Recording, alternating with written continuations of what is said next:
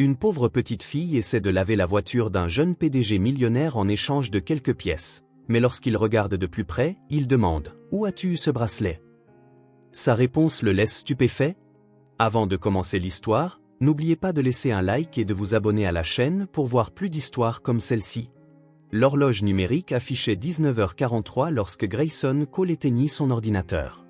Ses yeux lui piquaient après des heures passées à fixer des feuilles de calcul et des contrats. Le bureau était vide une fois de plus, il était le dernier à partir. Il ajusta sa cravate déjà desserrée, attrapa sa veste de costume et ferma la porte sans un regard en arrière. Dehors, le ciel affichait un mélange de teintes orangées. Une autre journée comme toutes les autres, chiffres, réunions, décisions froides. Sa vie était si prévisible que même les gardiens de sécurité de l'immeuble pariaient sur l'heure exacte de son départ. « Bonne nuit, monsieur Cole », marmonna le gardien. Grayson se contenta d'un signe de tête. Il était connu pour son efficacité en tant que PDG de Cole Enterprises, mais aussi pour sa nature réservée. À 32 ans, il avait bâti un empire, mais vivait comme s'il ne faisait qu'accomplir une tâche. Le chemin vers le parking était le même que d'habitude, pas mesuré, regard droit devant. C'est alors qu'il remarqua quelque chose de différent. Au coin de la rue, près de l'endroit où sa voiture était garée, une petite silhouette accroupie lavait les phares d'une voiture. C'était une petite fille, pas plus de 6 ans, aux cheveux bruns attachés en une queue de cheval désordonnée. Ses pieds nus et sales trempaient dans une flaque d'eau tandis qu'elle frottait un vieux chiffon contre le pare-choc. Grayson s'arrêta. Il n'était pas du genre à jeter un second regard sur ce genre de scène, mais quelque chose chez cet enfant le fit hésiter. Elle portait une robe simple, bien trop grande pour sa silhouette menue, et ses petites mains travaillaient avec une détermination tout à fait disproportionnée pour son âge. Lorsqu'elle eut fini de nettoyer la voiture, le conducteur jeta quelques pièces par terre avant de partir. La fille les ramassa rapidement, comme si elle craignait que quelqu'un ne les lui prenne. C'est alors que Grayson le vit. À son poignet fin et délicat, un bracelet fait de perles colorées se balançait tandis qu'elle ramassait les pièces. Son cœur s'accéléra. Ces perles, ce motif, c'était exactement le même. Ses pieds bougèrent avant même qu'il ne s'en rende compte. Il s'approcha lentement. « Bonjour », dit-il, utilisant un ton de voix qu'il employait rarement, gentil, presque incertain. La fille leva les yeux, surprise. Elle avait de grands yeux expressifs où se mêlaient innocence et sagesse prématurée. « Salut », répondit-elle en reculant d'un pas. « N'aie pas peur », dit Grayson en gardant ses distances. « Je voulais juste te demander, tu laves les voitures toute seule ?» Elle l'étudia avec curiosité, serrant le chiffon mouillé contre sa poitrine. « Oui, j'aide ma maman. » Grayson hocha la tête. Parler aux enfants ne faisait pas partie de sa routine quotidienne. « Tu veux laver ta voiture aussi ?» offrit timidement la fillette. « Je ne demande pas cher. » Un sourire involontaire apparut sur les lèvres de Grayson. C'était étrange, il souriait à peine en réunion du conseil d'administration, même en finalisant des contrats de plusieurs millions de dollars. « Comment t'appelles-tu » demanda-t-il. « Ellie » répondit-elle en se balançant légèrement d'avant en arrière. « Ellie » répéta-t-il, comme pour tester le son. « Je m'appelle Grayson. » Elle sourit plus ouvertement. « C'est un joli nom. » Pendant un instant, il observa simplement la fillette. Le bracelet ne cessait d'attirer son attention, remuant des souvenirs qu'il s'était efforcé d'enfouir. « Où as-tu eu ce bracelet » demanda-t-il enfin, en désignant son poignet. Ellie regarda sa propre main, les yeux brillants de fierté. « C'est maman qui me l'a donné, » dit-elle. « Il est très spécial. » Grayson sentit une boule dans sa gorge. Il s'approcha, s'accroupissant pour croiser son regard. Son costume coûteux toucha le sol sale, chose que l'ancien Grayson n'aurait jamais permise. « Puis-je le voir de plus près ?» Dans un geste étonnamment confiant, Ellie tendit le bras. Le bracelet était fait de perles de différentes couleurs formant un motif unique, bleu, rouge, jaune, vert, violet, se répétant 2 fois, et au centre, une perle blanche plus grosse que les autres. Le monde sembla s'obscurcir autour de Grayson. Ce n'était pas un bracelet ordinaire. Il était identique à celui qu'il avait fabriqué pour sa jeune sœur, Amelia, près de 20 ans auparavant. « Ça va, monsieur ?» La voix d'Ellie semblait lointaine. Grayson cligna des yeux plusieurs fois. « Oui, je vais bien. » Sa voix sortit rauque. « C'est un très beau bracelet. »« Maman dit qu'il me protège, » expliqua Ellie. « Comme un ange gardien. » C'était comme un choc en pleine poitrine. C'étaient exactement les mêmes mots que ses parents disaient à Amelia à propos du bracelet qu'ils lui avaient fabriqué. « Ta maman a raison », réussit-il à dire. « Il a vraiment l'air spécial. » Un klaxon retentit dans une rue voisine, faisant sursauter Ellie. Elle jeta un coup d'œil à l'horloge numérique d'une vitrine. « Il faut que je gagne encore un peu », dit-elle avec une détermination sérieuse presque comique. « Maman a dit de rentrer avant qu'il ne fasse nuit. »« Où habites-tu » demanda Grayson, essayant de paraître désinvolte. Ellie pointa vaguement du doigt. « Là-bas, près de l'épicerie du coin, dans l'immeuble vert. » Grayson connaissait le quartier. Un quartier simple avec de vieux immeubles d'habitation, rien à voir avec le luxueux condominium où il vivait. « Tu veux que je lave ta voiture maintenant » demanda à nouveau Ellie. Grayson se releva, sentant ses jambes trembler. « Bien sûr » répondit-il, même si sa voiture était impeccable. Tandis qu'il se dirigeait vers sa Mercedes noire, Grayson ne pouvait détacher ses yeux du bracelet. « Wow, ta voiture est vraiment grande » s'exclama Ellie, les yeux écarquillés. « Elle doit coûter très cher. » Grayson esquissa un demi-sourire. « Ce n'est qu'une voiture. » Ellie le regarda comme s'il avait dit quelque chose d'absurde. « Ce n'est pas juste une voiture, c'est la plus belle que j'ai jamais vue. »« Tu viens souvent ici pour laver des voitures » demanda-t-il alors qu'elle ramenait un lourd seau. « Pas toujours » répondit Ellie, commençant à imbiber le flanc de la voiture. « Seulement quand je peux aider. Comme ça, j'économise pour acheter du pain frais pour le petit déjeuner. » Quelque chose se tordit dans la poitrine de Grayson. Une enfant si jeune, déjà préoccupée d'aider aux dépenses du ménage. « Est-ce que ta maman sait que tu restes ici toute seule ?» Ellie resta silencieuse un moment. « Un peu. Elle me dit de rester près de la maison, mais... » Elle s'interrompit, se mordant la lèvre.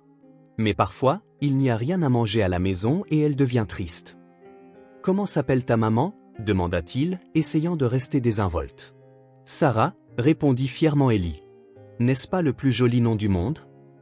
Sarah. Un nom commun qui ne signifiait rien pour lui. Grayson se sentit brièvement stupide. À quoi s'attendait-il? Alors qu'il regardait Ellie travailler, des souvenirs surgissaient comme des fantômes. C'était une chaude journée d'été. Amelia, âgée de seulement 3 ans, courait dans le jardin. Le bracelet qu'il lui avait fabriqué scintillait au soleil. « John, Gray, tu as promis. » Son visage était rond et couvert de taches de rousseur, ses yeux identiques aux siens, brillants d'anticipation. Plus tard, Léa avait répondu son moi de 11 ans, absorbé par son jeu vidéo. « Je suis presque en train de passer ce niveau. »« Mais tu as promis » insista Amelia, sa petite voix essayant de paraître sérieuse alors qu'elle tirait sur son bras. « Juste un petit peu. »« Amelia » avait-il dit, plus tard.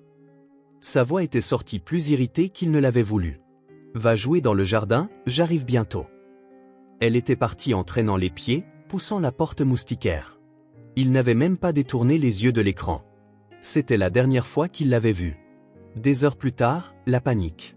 Les cris désespérés de sa mère. La police dans le salon.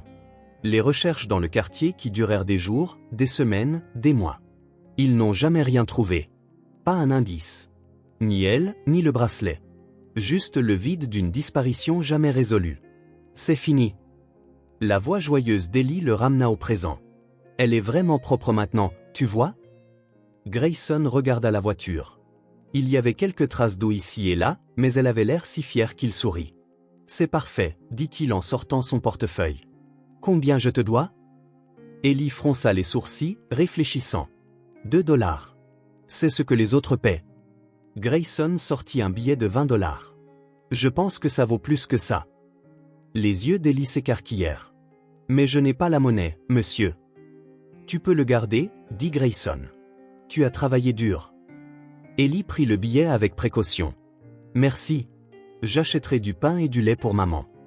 Elle commença à rassembler ses affaires. Grayson la regarda, sachant qu'il devrait partir, retourner à sa vie organisée. Mais il ne parvenait pas à se résoudre à la quitter. Ellie, aplatait-il doucement. Seras-tu là demain? La fillette réfléchit un instant. Je pense, oui. J'aime bien aider à gagner de l'argent. Alors peut-être que je reviendrai pour que tu laves à nouveau ma voiture, dit-il en souriant d'une manière qu'il ne contrôlait pas tout à fait. Je la rendrai encore plus propre, promit-elle avec enthousiasme. À demain, monsieur Grayson. Et sur ce, elle courut vers l'immeuble d'appartements vers de l'autre côté de l'avenue, le bracelet coloré se balançant à son poignet. Grayson resta là longtemps, la regardant jusqu'à ce qu'elle disparaisse de sa vue. Quelque chose avait changé en lui pendant ces quelques minutes. Une étincelle de quelque chose qu'il n'avait pas ressenti depuis des années. Peut-être l'espoir. Il devait en savoir plus sur cette fille. Sur sa mère. Sur ce bracelet. Pour la première fois depuis de nombreuses années, quelque chose dans sa vie prenait plus d'importance que les feuilles de calcul et les contrats. Le lendemain matin, Grayson se réveilla avant son réveil. Il avait mal dormi, rêvant d'Amelia et du bracelet coloré. L'image d'Ellie se mêlait au souvenir de sa petite sœur, comme si toutes deux faisaient partie du même mystère qu'il devait résoudre. Pendant un instant, il resta allongé, fixant le plafond de son appartement penthouse. Il avait l'habitude de se lever immédiatement, de suivre une routine méticuleusement calculée et de plonger dans le travail pour oublier tout le reste. C'était ainsi qu'il avait survécu ces 20 dernières années, s'enfouissant sous les feuilles de calcul, les rapports et les réunions pour ne pas avoir à penser au vide laissé par Amelia. Mais aujourd'hui était différent. Aujourd'hui, il avait de l'espoir. Il se leva avec une énergie qu'il n'avait pas ressentie depuis des années. Au lieu de sa routine rigide habituelle, café noir, nouvelles financières et révision des rapports, il s'habilla rapidement, sans prendre la peine d'assortir ses vêtements avec son perfectionnisme habituel. Il attrapa ses clés de voiture et se dirigea vers un centre commercial voisin qui ouvrait tôt. Au supermarché, il remplit son chariot d'articles qu'il n'achetait jamais habituellement pour lui-même. Bouteilles de jus de fruits aux couleurs vives, barres de céréales au chocolat, sandwichs frais, paquets de biscuits, fruits frais et yaourts. La caissière regarda avec curiosité l'homme en costume sur mesure et montre de luxe achetant ce qui semblait être des collations pour une fête d'enfants. « Journée spéciale » demanda-t-elle en scannant les articles. « Oui » répondit Grayson avec un sourire involontaire. « Je suppose que oui. » Il arriva au bureau près d'une heure plus tard que d'habitude. Son assistante, Miranda, le regarda avec une surprise à peine dissimulée. « Monsieur Cole, tout va bien? Vous n'êtes jamais en retard. » « Je vais bien, » répondit-il, se sentant étrangement léger. « J'avais juste quelques affaires personnelles à régler ce matin. » D'après l'expression de Miranda, il était clair que l'idée que Grayson Cole ait des affaires personnelles était aussi inattendue qu'un pingouin dans le désert. Il parlait rarement de quoi que ce soit sans rapport avec les affaires, sa vie privée était un mystère pour tout le monde dans l'entreprise. Tout au long de la journée, Grayson essaya de se concentrer sur le travail, mais son esprit ne cessait de dériver vers Ellie et le bracelet. Il oublia même une de ses réunions, chose qui ne s'était jamais produite auparavant. Il tapa les mauvais chiffres dans un rapport important. Il se surprit à regarder par la fenêtre, se demandant où était Ellie à ce moment-là, ce qu'elle faisait et si elle avait assez à manger. À exactement 16 heures, ignorant une pile de documents attendant sa signature, Grayson se leva, attrapa sa veste et partit. « Monsieur Cole » appela Miranda, courant presque après lui. « Et la vidéoconférence avec les investisseurs japonais ? Elle est prévue dans 20 minutes. »« Reportez-la » dit-il sans ralentir. « Quelque chose d'urgent est arrivé. » « Mais monsieur, il a fallu des semaines pour coordonner les agendas de tout le monde. Vous avez toujours dit que ces investisseurs étaient une priorité. » Grayson s'arrêta et se tourna vers elle. « Miranda, pour la première fois en 5 ans, je vous demande de reporter une réunion. Veuillez trouver un autre créneau, demain matin si possible. » Le ton de sa voix ne laissait aucune place à la discussion. D'un signe de tête, il continua son chemin, laissant derrière lui une assistante totalement déconcertée. Quand il atteignit le coin où il avait rencontré Ellie la veille, il ressentit un mélange d'anxiété et d'anticipation. Et si elle n'était pas là? Et si tout cela n'avait été qu'une étrange coïncidence? À son soulagement, Ellie était déjà là, assise sur le trottoir, dessinant avec un morceau de craie. Dès qu'elle repéra la voiture de Grayson, son visage s'illumina comme une petite ampoule. Elle se leva d'un bond et courut vers lui, le bracelet coloré rebondissant sur son poignet délicat. « Tu es revenu » s'exclama-t-elle, comme si elle ne pouvait pas y croire. « Bien sûr que oui » répondit Grayson en sortant de la voiture avec un sac de course. « J'ai promis, n'est-ce pas ?» Ellie sourit, mais une ombre de doute persistait dans ses yeux, comme si elle était habituée aux promesses non tenues. « La plupart des gens disent qu'ils reviendront, mais ils ne le font pas » expliqua-t-elle avec une tristesse bien trop profonde pour son âge. « Le réparateur de télé a dit qu'il reviendrait réparer la nôtre, mais il n'est jamais venu. L'assistante sociale non plus. » Un poids s'installa dans la poitrine de Grayson.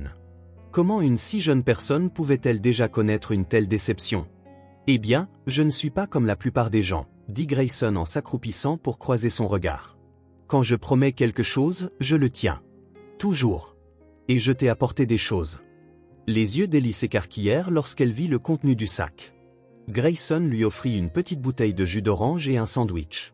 Elle les accepta avec empressement, mais à sa surprise, glissa le sandwich dans une poche déchirée de sa robe. « Tu n'as pas faim ?» demanda Grayson. « Si, répondit-elle. Mais je le garde pour maman. Elle rentre fatiguée du travail et parfois, on n'a rien à manger chez nous. » Une boule se forma dans la gorge de Grayson. Comment une enfant si jeune pouvait-elle être si consciente des difficultés de la vie? « J'ai d'autres sandwichs, dit-il en lui montrant le sac.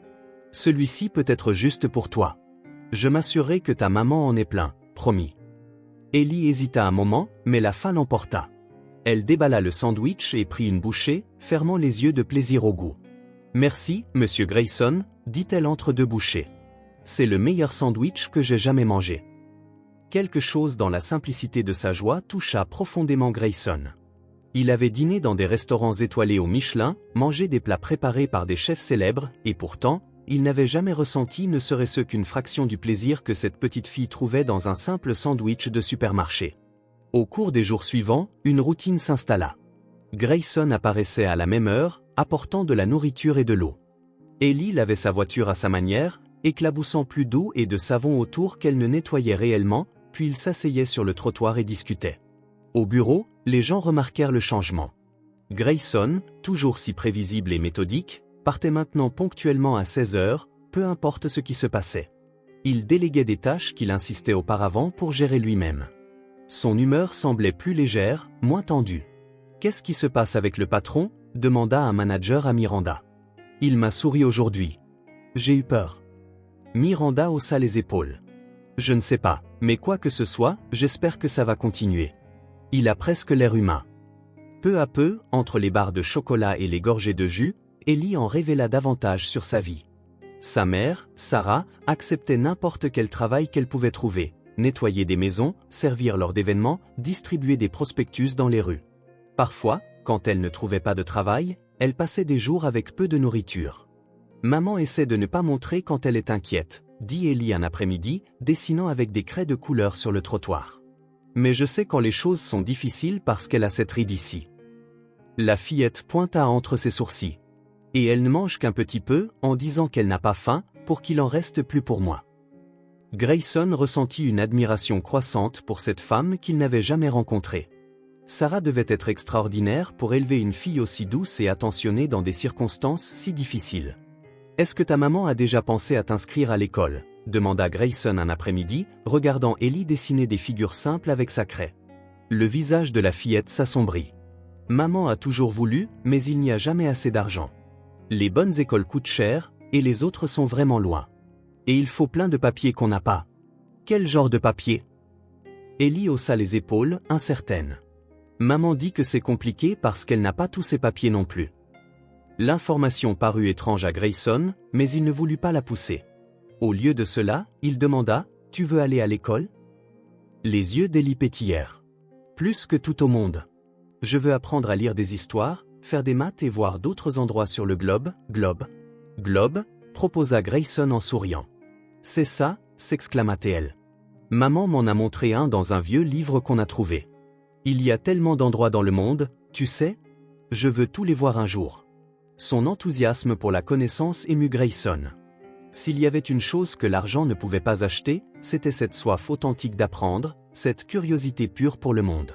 Le soir suivant, il n'apporta pas seulement de la nourriture, mais aussi un petit kit éducatif, des cahiers, des crayons de couleur, un abécédaire de base et un livre pour enfants sur le monde. « J'ai trouvé ça à la librairie près de mon travail, » dit-il nonchalamment, comme s'il n'avait pas passé sa pause déjeuner à chercher les meilleurs supports d'apprentissage précoce pour enfants. « J'ai pensé que ça pourrait te plaire. » Quand il tendit les fournitures à Ellie, il crut qu'elle allait exploser de joie. Elle les serra contre elle comme s'ils étaient le trésor le plus précieux de l'univers. « Tout ça est vraiment à moi ?» demanda-t-elle, incrédule. « Tout à toi, » confirma Grayson. « Et si tu veux, je peux t'apprendre quelques bases pendant qu'on est ici. » « Comme un vrai professeur ?» demanda Ellie, les yeux immenses d'excitation. « Exactement. Comme un tuteur privé juste pour toi. Ce serait le meilleur cadeau du monde. » s'exclama-t-elle, serrant si fort le nouveau cahier que Grayson craignit qu'elle ne le froisse. Au cours de la semaine suivante, leurs après-midi trouvèrent un nouveau but. Après le lavage symbolique de la voiture, Grayson s'asseyait sur le trottoir avec Ellie et lui enseignait les lettres, les chiffres, les couleurs et les formes. C'était une apprenante extraordinairement rapide, absorbant tout avec une soif de connaissances impressionnante. « Je n'ai jamais vu un enfant apprendre aussi vite », remarqua Grayson, sincèrement impressionné, après qu'Ellie eut réussi à écrire son nom complet dès la 3e leçon. « Maman dit que je suis trop intelligente pour mon propre bien », répondit-elle avec un sourire fier. Mais elle plaisante. Elle est contente quand j'apprends de nouvelles choses. Au fil des jours, Grayson se surprenait à penser de plus en plus à Sarah. Cette femme qu'il ne connaissait pas, mais qui, à travers Ellie, semblait extraordinaire. Élever seul un enfant dans des conditions si difficiles, tout en lui inculquant dignité et valeur, n'était pas une mince affaire. Mais il y avait autre chose qui l'intriguait, le bracelet. Chaque jour, voir ses perles colorées au poignet d'Ellie renforçait sa conviction qu'il était lié à Amelia. Au cours de cette même semaine de rencontres quotidiennes, Grayson remarqua des changements en lui-même. Il réalisa qu'il souriait davantage, se souciait moins des petits contretemps qui l'auraient autrefois exaspéré. Il se surprit même à fredonner sous la douche un vieil air, chose qu'il n'avait pas faite depuis des années. Lors d'une réunion du conseil d'administration, lorsqu'un dirigeant se plaignit d'un retard de 2 jours sur un rapport, Grayson surprit tout le monde en disant « Ce n'est qu'un rapport, pas la fin du monde. Nous avons des choses plus importantes à discuter. » Un matin, il passa devant un magasin de jouets et acheta impulsivement une poupée. Elle était simple, en tissu, avec des cheveux en laine et une robe à fleurs, rien à voir avec les jouets électroniques sophistiqués que les enfants modernes veulent généralement. Mais quelque chose dans sa simplicité lui rappelait Ellie. Quand il la lui offrit cet après-midi-là, sa réaction fut encore plus émotive qu'il ne s'y attendait. Ses yeux s'emplirent de larmes et elle serra la poupée comme si elle était inestimable. « Je n'ai jamais eu de poupée juste à moi », expliqua-t-elle, caressant avec révérence les cheveux de laine. « Seulement une fois, quand la fille du voisin m'en a prêté une. » Cette nuit-là, allongé dans son lit king size dans son luxueux appartement, Grayson réalisa quelque chose qu'il avait ignoré pendant des années. Malgré tout son succès professionnel, sa vie était vide. Pendant ce temps, Ellie, avec presque rien sur le plan matériel, possédait quelque chose qu'il avait perdu depuis longtemps, la capacité de s'émerveiller, de trouver de la joie dans les choses simples, d'aimer librement. Mercredi, Grayson arriva au bureau avec une idée ferme. Il devait faire quelque chose de plus concret pour Ellie et sa mère. Leur apporter de la nourriture et des petits cadeaux ne suffisait pas. Elles avaient besoin de stabilité, de sécurité, plus important encore, Ellie avait besoin d'une scolarité formelle. Il passa toute la matinée à rechercher des écoles privées dans la région, cherchant celles qui offraient des bourses. Puis, dans une décision quelque peu impulsive, il appela un avocat spécialisé en droit de la famille. « J'ai besoin d'informations sur la manière d'aider un enfant à obtenir des documents scolaires lorsque la mère n'a pas tous ses propres documents », expliqua-t-il. « C'est une situation compliquée. »« Compliquée comment ?» demanda l'avocat. « Je préférerais ne pas discuter des détails par téléphone. Pouvons-nous fixer un rendez-vous pour demain ?» Quand il arriva au coin de la rue cet après-midi-là, Ellie l'attendait avec une feuille de papier à la main.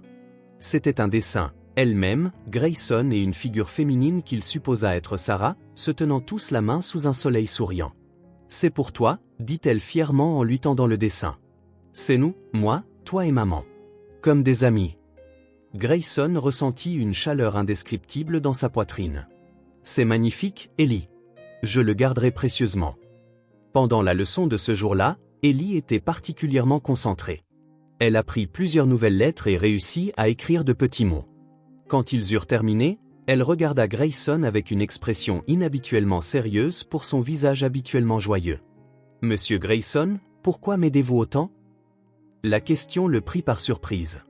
Comment expliquer quelque chose qu'il ne comprenait pas entièrement lui-même ? « Parce que je t'aime bien, Ellie, » répondit-il honnêtement. « Et parce que je crois que chaque enfant mérite une chance d'apprendre. » Ellie étudia son visage un moment, comme pour juger de sa sincérité. « C'est la seule raison ? Ou est-ce que ça a aussi quelque chose à voir avec mon bracelet ?» Grayson sourit, étonné par la perspicacité de la fillette. Ce n'était pas la première fois qu'il remarquait à quel point elle était observatrice, relevant des détails que la plupart des adultes manqueraient. « Tu es très intelligente, tu sais ça ? » « Oui, le bracelet m'intrigue. Il me rappelle quelqu'un qui était très important pour moi. » Qui? Demanda Ellie, dessinant un cœur à côté de son nom dans son cahier. Grayson hésita. Il n'avait parlé d'Amelia à personne depuis des années. C'était pratiquement interdit lors des rares réunions de famille. Ses parents avaient transformé leur douleur en silence, préférant agir comme si leur fille cadette n'avait jamais existé. C'était plus facile ainsi. Mais d'une manière ou d'une autre, là, sur le trottoir, avec cette petite fille curieuse, il lui semblait naturel de partager. « Ma sœur cadette », répondit-il enfin. Elle avait un bracelet exactement comme le tien. « Ta sœur ? Elle est adulte maintenant, comme toi ?» Grayson sentit ce nœud familier dans sa gorge. « Je ne sais pas. Elle a disparu quand elle était petite, à peu près ton âge. On ne l'a jamais retrouvée. » Les yeux d'Ellie s'écarquillèrent, reflétant la surprise et la tristesse. « Elle s'est perdue ? Comment ça s'est passé ? » Personne ne sait vraiment, dit Grayson, sentant le vieux poids du souvenir. Un jour, elle était là, jouant dans le jardin. Le lendemain, elle avait juste disparu. La police a cherché partout, mais n'a jamais trouvé le moindre indice. C'est tellement triste, dit Ellie, montrant un sérieux au-delà de son âge. Tu dois beaucoup la regretter. Oui, admit Grayson, surpris par sa propre vulnérabilité. Chaque jour. Ellie resta silencieuse un moment, comme pour traiter cette information. Puis, dans un geste qui surprit complètement Grayson, elle se pencha et le serra dans ses bras. C'était une étreinte maladroite et enfantine, mais remplie d'un réconfort sincère qu'il n'avait pas ressenti depuis des années. « C'est normal d'être triste », dit-elle avec la sagesse simple d'une enfant. Maman dit que parfois, on a besoin de pleurer pour que la tristesse sorte de notre cœur et laisse de la place aux bonnes choses à venir. À cet instant, assis sur le trottoir sale, étreint par une enfant qu'il connaissait à peine, Grayson sentit quelque chose se briser en lui. Un mur qu'il avait construit autour de son cœur commença à s'effondrer, et pour la première fois en 2 décennies, il s'autorisa à pleurer pleinement sa sœur disparue. Un vendredi, près de 2 semaines après le début de leur rencontre quotidienne, alors qu'ils partageaient un paquet de biscuits sur le trottoir, Grayson rassembla enfin son courage pour aborder à nouveau le sujet. « Ellie », commença-t-il, choisissant ses mots avec soin. « Ce bracelet que tu portes tous les jours, il est vraiment joli. » « Merci, » répondit-elle en tendant le poignet pour le montrer. « C'est mon trésor le plus précieux, tu sais. » « J'ai connu un bracelet exactement comme le tien, » continua Grayson, sentant son rythme cardiaque s'accélérer. « Il appartenait à quelqu'un de très spécial pour moi. » Les yeux d'Ellie s'écarquillèrent de surprise. « Exactement comme le mien ? Avec les mêmes couleurs ? » « Exactement le même, » confirma Grayson. « Même perle, même ordre, bleu, rouge, jaune, vert, violet, avec une perle blanche plus grosse au milieu. » Ellie regarda son propre bracelet, clairement fascinée par la coïncidence. « C'est trop bizarre. Comment 2 bracelets peuvent-ils être si semblables ? » « C'est ce que je me demande, » dit doucement Grayson. « À qui appartenait l'autre bracelet ? » demanda Ellie. « Ma sœur, Amelia, » répondit Grayson. « Je l'ai fabriqué moi-même pour elle quand nous étions enfants. »« Tu l'as fabriqué ? Comment ? » ?»« Oui, j'ai acheté les perles dans un magasin de loisirs créatifs. Ma mère m'a aidé à faire le cordon et à le nouer. C'était un cadeau d'anniversaire pour Amelia quand elle a eu 3 ans. J'avais 3 ans aussi quand maman m'a donné le mien. » s'exclama Ellie, de plus en plus excitée à chaque nouvelle coïncidence. Grayson sentit un frisson lui parcourir l'échine. Chaque nouveau détail semblait confirmer ses soupçons qu'il y avait un lien. « Ellie, est-ce que ta maman t'a déjà dit où elle a eu ce bracelet ? Qui le lui a donné ?» La fillette fronça les sourcils, réfléchissant intensément. « Je ne crois pas. Elle dit juste qu'il est très spécial et qu'il me protège, comme un ange gardien. » Les mêmes mots. Identiques à ce que ses parents disaient du bracelet d'Amelia. C'était impossible que ce ne soit qu'une coïncidence. « Ellie, » dit Grayson, sentant qu'il devait franchir une étape supplémentaire. « Pourrais-je rencontrer ta maman ? Peut-être que je peux vous aider toutes les deux d'une manière ou d'une autre. Et j'aimerais lui poser des questions sur le bracelet. » Le visage d'Ellie s'illumina comme un petit soleil. « Vraiment ? Tu veux rencontrer ma maman ? C'est la meilleure personne du monde. » « J'en suis sûr, » répondit Grayson avec un sourire. « On peut y aller maintenant, » s'exclama Ellie en se levant d'un bond. « Elle devrait être à la maison. »« Tu es sûr ? Ça ne la dérangerait pas ? » ?»« Bien sûr que non.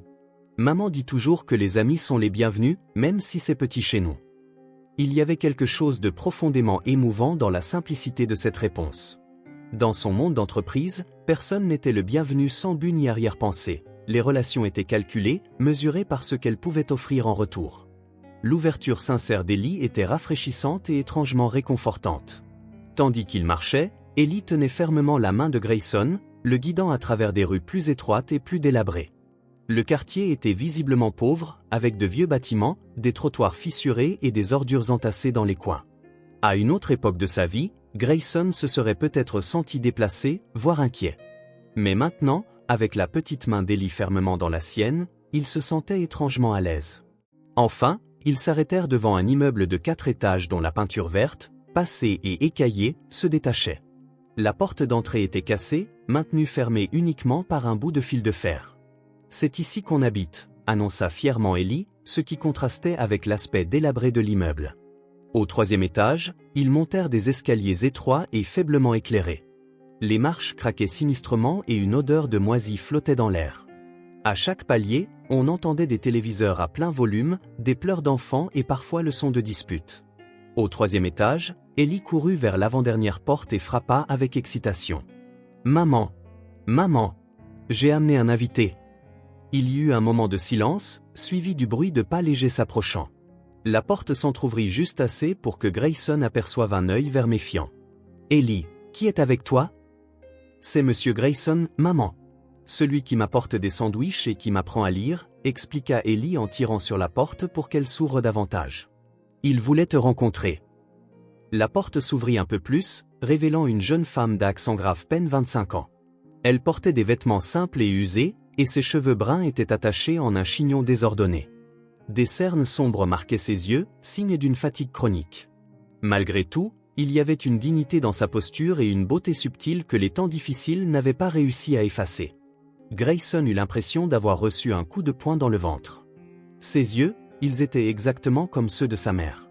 Comme les siens. Comme ceux d'Amelia. La forme de son visage, la façon dont elle penchait légèrement la tête en cas d'incertitude, tout cela était étrangement familier et faisait battre son cœur à tout rompre. « Madame, je suis désolé d'arriver à l'improviste », réussit-il à dire machinalement en tendant la main. « Je suis Grayson Cole.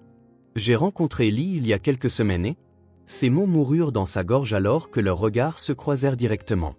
Pendant un instant, il sembla qu'elle aussi ressentait quelque chose.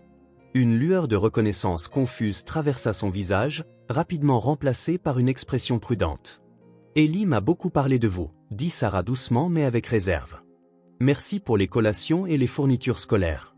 Vous n'auriez pas dû vous donner tant de mal. »« Ce n'était rien », répondit Grayson, essayant toujours de retrouver son équilibre émotionnel. « Ellie est une enfant extraordinaire. »« Maman », interrompit Ellie avec empressement.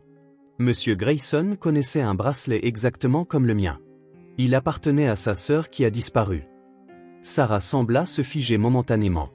Son regard passa immédiatement au poignet d'Ellie, puis revint vers Grayson, soudain plus alerte. « Pourrions-nous parler à l'intérieur » demanda Grayson. « Je promets de ne pas prendre trop de votre temps. » Il y eut un clair moment d'hésitation. Sarah se mordit la lèvre inférieure, exactement comme Amelia le faisait quand elle réfléchissait, puis hocha la tête, ouvrant plus grand la porte. « Entrez » dit-elle simplement. L'appartement était minuscule, pratiquement une seule pièce divisée par une cloison improvisée. Il y avait une petite cuisine dans un coin, une table avec 2 chaises dépareillées et ce qui semblait être un lit simple de l'autre côté de la cloison. Malgré la pauvreté évidente, l'endroit était impeccablement propre et organisé. « Asseyez-vous » proposa Sarah en indiquant les 2 chaises. « Je vais faire du café. »« Ne vous donnez pas cette peine, » dit Grayson. « Ce n'est pas une peine, » répondit-elle avec un demi-sourire. « C'est le moins que je puisse offrir à quelqu'un qui a été si gentil avec ma fille. » Pendant que Sarah préparait le café dans la petite cuisine, Ellie courut montrer à Grayson ses dessins scotchés au mur, des croquis simples et colorés d'une maison, de fleurs et de ce qui semblait être elle et sa mère se tenant la main. « Tu dessines très bien », la complimenta Grayson, sincèrement impressionné par son talent naturel. Sarah revint avec 2 tasses de café et un verre de lait pour Ellie. Elle s'assit à table, sa posture indiquant un mélange de gratitude et de méfiance. « Alors » commença-t-elle après une gorgée de café. Ellie a mentionné quelque chose à propos d'un bracelet. Grayson prit une profonde inspiration. C'était maintenant ou jamais. « Oui » dit-il en désignant le poignet d'Ellie. « Ce bracelet qu'elle porte, Il est exactement comme celui que j'ai fabriqué pour ma sœur cadette il y a près de 20 ans. Sarah se figea. Quelque chose dans ses yeux changea.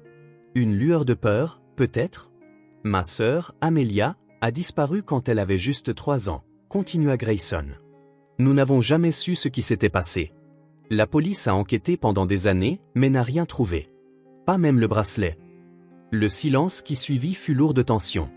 Sarah fixait sa tasse de café, comme si elle regardait quelque chose au-delà du liquide sombre. « Maman ?» demanda Ellie, remarquant le changement dans la pièce. « Tout va bien ?» Sarah leva les yeux, d'abord vers sa fille, puis vers Grayson. Il y avait une intensité dans son regard qui n'était pas là auparavant. « Je ne sais pas trop comment dire ça », commença-t-elle, sa voix à peine un murmure. « Mais je pense que, peut-être que nous pouvons nous aider mutuellement à comprendre certaines choses. » Les jours qui suivirent le test ADN furent à la fois lents et intenses. Le laboratoire avait annoncé que les résultats seraient prêts dans 2 semaines. 14 jours qui s'éternisèrent comme des années. Sarah oscillait entre anxiété et incrédulité. Parfois, elle se convainquait que tout cela n'était qu'une extraordinaire coïncidence. D'autres fois, elle se surprenait à fixer son propre reflet, cherchant des traits qui pourraient confirmer la théorie de Grayson. Ellie, avec l'adaptabilité naturelle des enfants, accepta la situation avec une simplicité désarmante. Pour elle, l'idée que sa mère puisse être la sœur disparue de son nouvel ami était juste une aventure de plus, pas si différente des histoires qu'elle lisait dans les livres que Grayson lui apportait. Quant à Grayson, le poids semblait presque douloureux. Après 20 ans à croire Amelia disparue, la possibilité qu'il l'ait retrouvée était comme un rêve dont il avait peur de se réveiller. Son esprit analytique tentait de le protéger, énumérant toutes les raisons pour lesquelles cela pourrait n'être qu'une incroyable coïncidence. Mais son cœur, longtemps dormant, avait déjà pleinement embrassé l'espoir. Le 3e matin après le prélèvement, Grayson se surprit à prendre une décision impulsive, quelque chose de complètement contraire à son caractère. Il appela Sarah. « Je pensais, est-ce que toi et Ellie aimeriez sortir cet après-midi? Il y a un parc près du centre-ville avec un étang à canards. » Il y eut un moment d'hésitation à l'autre bout du fil. « Je ne sais pas, Grayson. Peut-être que ce n'est pas une bonne idée qu'on se voit si souvent avant d'avoir les résultats. » « Je comprends ton inquiétude, » répondit-il, ressentant une pointe de déception. « Mais je pensais qu'on pourrait profiter de ce temps pour mieux se connaître, peu importe ce que le test révèle. » Une autre pause, puis la douce voix de Sarah. « Ellie adorerait voir les canards. » Le parc était modeste mais bien entretenu, avec de grands arbres anciens offrant beaucoup d'ombre. Ellie courut vers le lac dès leur arrivée, ravie à l'idée de nourrir les canards avec le pain que Grayson avait apporté. « Attention de ne pas tomber dans l'eau », lança Sarah, cette inquiétude maternelle instinctive dans la voix. Pendant qu'Ellie jetait joyeusement des morceaux de pain aux canards, Grayson et Sarah s'assirent sur un banc voisin, la regardant. Une étrange familiarité flottait dans l'air, comme s'ils avaient fait cela d'innombrables fois auparavant. « Tu as l'air fatigué ?» commenta Grayson. Sarah esquissa un petit sourire. « Je n'ai pas bien dormi. Trop de pensées. Je connais ce sentiment. J'ai rêvé d'Amelia presque toutes les nuits depuis que nous nous sommes rencontrés. » Ils restèrent silencieux un moment, chacun perdu dans ses propres réflexions. « Comment était-elle » demanda finalement Sarah, presque dans un murmure. « Amelia ?» Grayson sentit une boule dans sa gorge. C'était la première fois que Sarah montrait de l'intérêt pour sa sœur disparue, qui pourrait en fait être elle. Elle était pleine de vie. Elle avait un rire qui semblait remplir toute la maison. Et elle était curieuse de tout, demandant toujours pourquoi, jusqu'à rendre nos parents fous. Sarah sourit. Ellie est comme ça. Parfois, j'ai l'impression de ne pas avoir assez de réponses pour toutes ces questions. Amelia aimait aussi les animaux, surtout les chats. Juste avant sa disparition, elle n'arrêtait pas de demander un chaton. J'ai peur des chats, avoua Sarah, semblant surprise par sa propre admission. Je ne sais pas pourquoi, mais j'ai toujours eu peur. C'est intéressant, dit Grayson, essayant de ne pas révéler l'émotion qu'il ressentait. Amelia avait soudainement développé une peur des chats après avoir été griffée par le chat d'un voisin. Mauvaise expérience? Pas que je me souvienne, répondit Sarah en fronçant les sourcils. C'est juste un sentiment. Cette première sortie, initialement tendue, marqua le début d'une nouvelle routine. Dans les jours qui suivirent, ils se rencontrèrent de plus en plus souvent. Au bureau, le changement de comportement de Grayson était évident. L'homme qui arrivait toujours le premier et partait le dernier quittait maintenant promptement à la fin de la journée, laissant souvent son équipe conclure les réunions. Ses collaborateurs les plus proches notèrent qu'il souriait davantage, semblait moins tendu, voire plus patient. Certains spéculaient qu'il était amoureux. D'autres craignaient un problème de santé qui l'aurait incité à revoir ses priorités. La vérité, que personne chez Cole Enterprises ne pouvait imaginer, était que leur patron redécouvrait ce que signifiait avoir une famille. Un dimanche, Grayson emmena Sarah et Ellie au zoo, regardant avec amusement l'excitation de la petite fille monter en flèche à chaque animal. Quand ils atteignirent la zone des grands félins, Sarah recula instinctivement des enclos, regardant avec malaise les lions et les tigres se reposant au soleil. Grayson le remarqua et lui toucha doucement le bras. « On peut sauter cette partie si tu veux », proposa-t-il. Sarah le regarda, surprise par son attention. « Comment as-tu su ? » ?»« Tu as mentionné ta peur, » dit-il en haussant les épaules. « Ce n'est pas grave, il y a plein d'autres choses à voir. » Ellie, qui était quelques pas devant, revint en courant vers eux. Maman a peur des chats depuis toujours, les informait-elle avec une franchise enfantine. Même des petits chatons. C'est la seule chose dont elle a peur. Sarah rougit. Pas exactement, Ellie. J'ai aussi peur des araignées et du vide. Mais les chats, c'est différent, insista Ellie. Tu trembles dès que tu en vois un. Grayson enregistra cette information avec un intérêt qui allait au-delà de la simple curiosité. La peur des chats de Sarah n'était pas quelque chose qu'il avait mentionné en lui parlant d'Amelia. C'était un nouvel indice, quelque chose que personne n'aurait pu fabriquer. Un jeudi, Sarah le surprit en l'invitant à déjeuner chez elle, dans sa petite maison. « Ce n'est rien d'extraordinaire », prévint-elle. « Juste des pâtes avec une sauce maison. » Mais Ellie a insisté pour que tu y goûtes. Quand Grayson arriva, la petite maison était encore plus rangée et propre que d'habitude.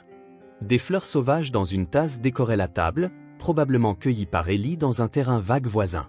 L'odeur de sauce tomate et d'herbe remplissait l'air, créant une atmosphère chaleureuse qui contrastait fortement avec son appartement froid et impersonnel. « J'ai aidé pour les pâtes », annonça fièrement Ellie. « Maman m'a laissé remuer la pâte. »« Je suis impressionné », dit Grayson avec un sourire. « Je suis sûr que ce sera délicieux. » Le repas fut simple mais savoureux.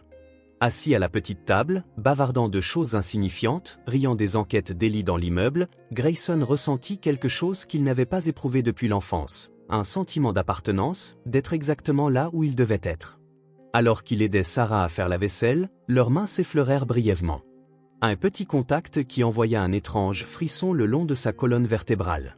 Il y avait quelque chose dans son toucher qui éveillait des souvenirs enfouis, des sensations familières sans nom.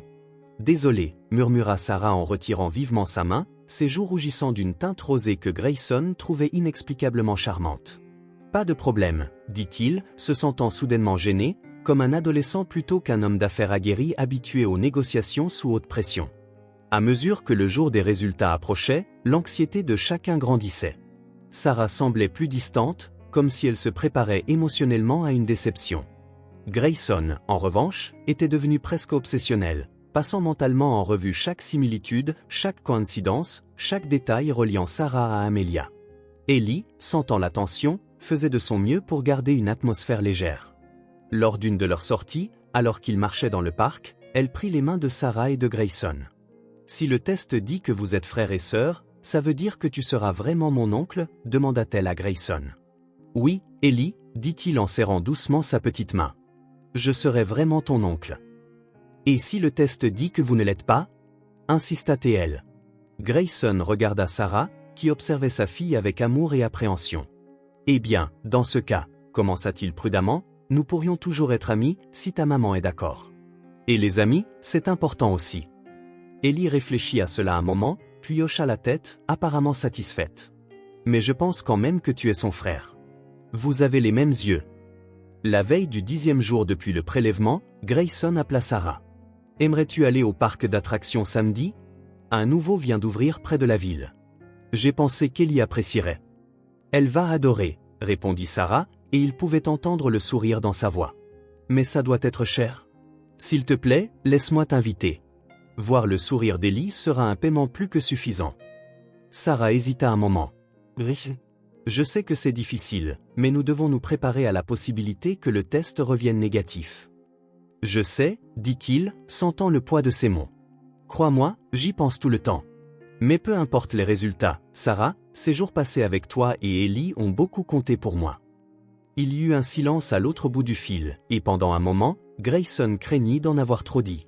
Ils ont beaucoup compté pour nous aussi, dit finalement Sarah doucement. Je n'ai jamais vu Ellie aussi heureuse. Et moi? Toi? Encouragea Grayson quand elle s'interrompit. Je ne me souviens pas m'être jamais senti aussi en paix. Comme si quelque chose qui manquait était enfin revenu.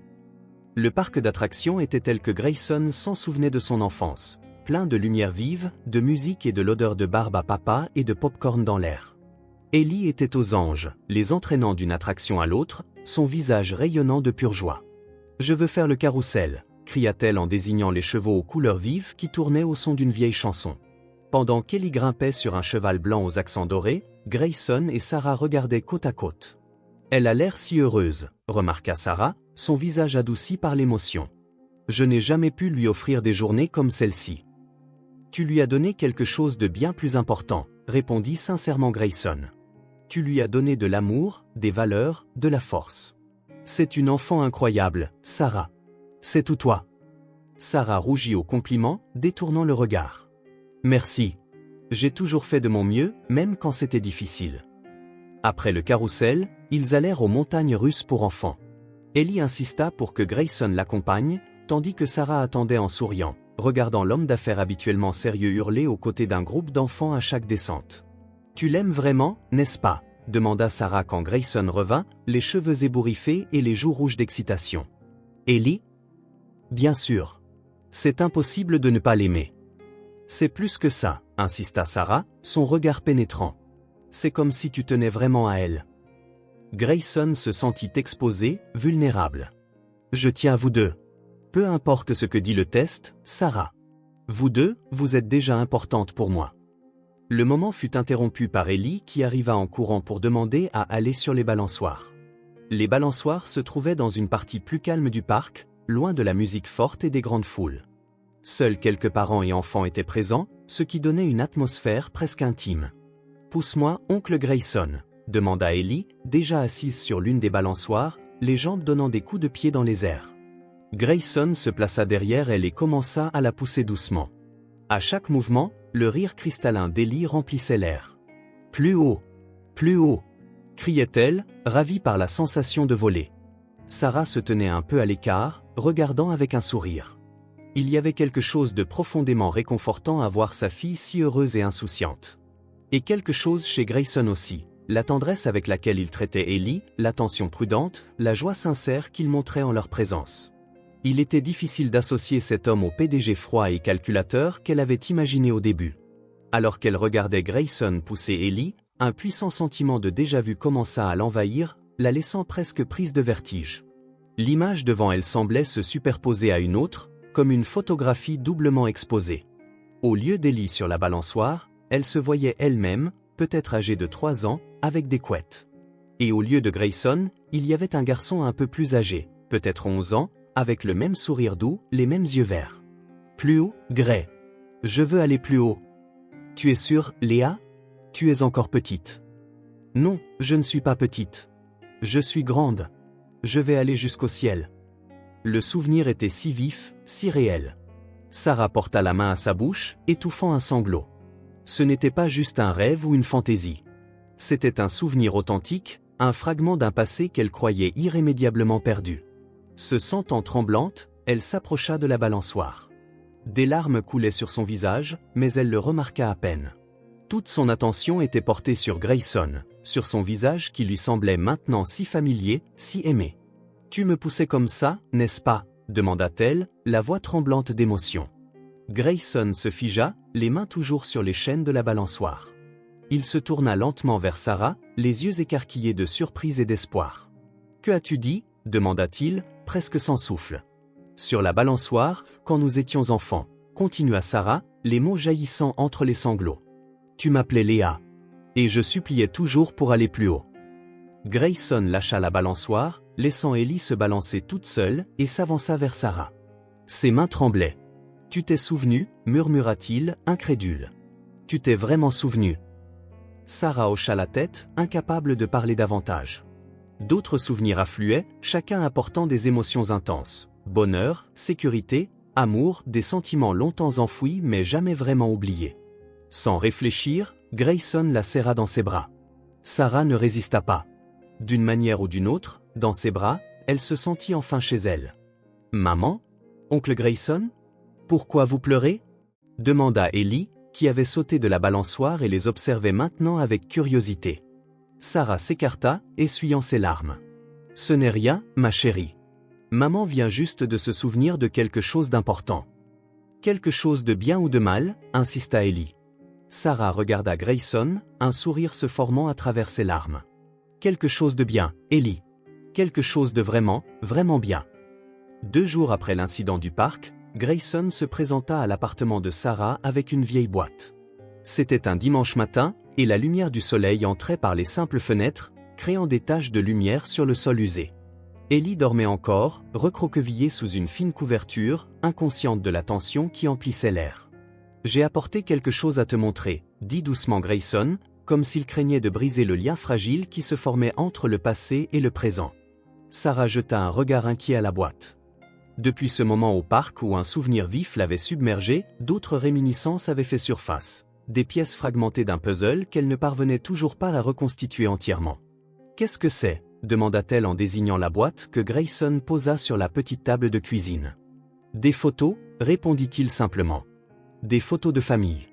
Notre famille. » Les mots résonnèrent dans le minuscule appartement, porteurs d'un poids qui fit frissonner Sarah. C'était étrange de penser qu'elle avait une famille au-delà d'Ellie. Pendant toutes ces années, elles n'avaient été que toutes les deux contre le monde. « Je n'étais pas sûr de devoir les apporter avant d'avoir les résultats du test », continua Grayson en passant nerveusement une main dans ses cheveux. « Mais après ce jour au parc, j'ai pensé que cela pourrait peut-être t'aider à te souvenir. » Sarah hocha la tête, incapable de trouver ses mots. Son cœur battait si fort qu'il semblait que tout le quartier pouvait l'entendre. Grayson ouvrit soigneusement la boîte. À l'intérieur, protégé par du plastique transparent, se trouvait un album photo en cuir marron, ses bords usés par le temps et les manipulations fréquentes. « C'est l'album de famille », expliqua-t-il en le sortant. « Maman le garde près de son lit. Chaque nuit avant de dormir, elle regarde au moins une photo de toi. » Sarah sentit un nœud se serrer dans sa gorge. L'idée que quelqu'un ait passé 20 ans à regarder ses photos, attendant son retour, était presque insoutenable de douceur et de tristesse. « Elle n'a jamais perdu espoir », poursuivit Grayson, la voix étranglée par l'émotion. « Ni papa. Ils n'ont jamais cessé de chercher. Ils n'ont jamais renoncé à toi. » Les mains tremblantes, Sarah prit l'album. Il semblait plus lourd qu'il n'en avait l'air, comme s'il portait non seulement des photographies, mais 2 décennies d'attente et de désir. « Je ne sais pas si je suis prête pour ça, » murmura-t-elle, ses doigts traçant le cuir de la couverture. « Nous ne sommes pas obligés de le faire maintenant, » dit doucement Grayson. « Nous pouvons attendre l'arrivée des résultats. » Sarah secoua la tête. « Non. Je veux voir. » Prenant une profonde inspiration, elle ouvrit l'album. Sur la première page se trouvait la photo d'un couple souriant devant une maison modeste mais accueillante. L'homme, grand et large d'épaules, avait un sourire aimable et les mêmes yeux verts que Sarah reconnut immédiatement. Les yeux de Grayson, ses yeux. La femme, aux cheveux foncés et aux traits délicats, tenait un bébé emmailloté dans une couverture bleue. « Voici notre père, Thomas, et notre mère, Elisabeth », expliqua doucement Grayson, comme s'il présentait quelque chose de précieux. « Et ce bébé, c'est toi. Peu de temps après ta naissance. » Sarah toucha le visage de l'homme sur la photo, sentant un étrange picotement au bout des doigts. Au fond de son esprit, un souvenir luttait pour émerger, l'odeur d'après-rasage et un rire profond, des bras forts la soulevant haut. « Papa », murmura-t-elle, le mot sonnant à la fois étrange et parfaitement naturel sur ses lèvres. Grayson hocha la tête, l'observant attentivement. Sarah tourna la page. La photo suivante montrait un garçon d'environ 8 ans tenant un nouveau-né. Le garçon regardait l'appareil photo avec un mélange de fierté et d'émerveillement, comme s'il ne pouvait pas croire à la petite vie dans ses bras. « C'est moi, le jour de ta naissance », dit Grayson. « J'étais si heureux d'avoir une petite sœur. J'ai promis à maman et papa que je serais le meilleur grand frère du monde. » Sarah étudia le visage enfantin sur la photo, cherchant des traces de l'homme assis à côté d'elle. Les mêmes yeux verts, le même sourire doux.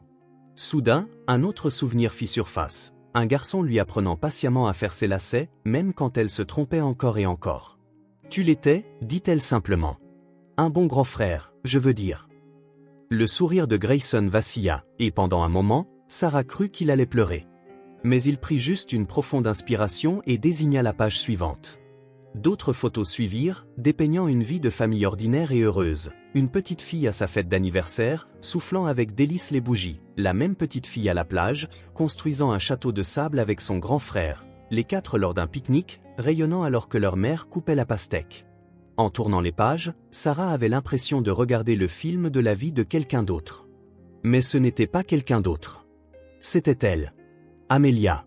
La petite fille sur les photos, entourée d'amour, c'était elle. Soudain, en tournant une page, Sarah se figea. La photo montrait une chambre d'enfant peinte dans des tons doux de vert et de jaune. Un mobile d'étoiles était suspendu au-dessus d'un berceau, et des images de personnages de contes de fées ornaient les murs. C'était ta chambre, expliqua Grayson, observant sa réaction. Papa a peint ces fées sur le mur. Tu les adorais.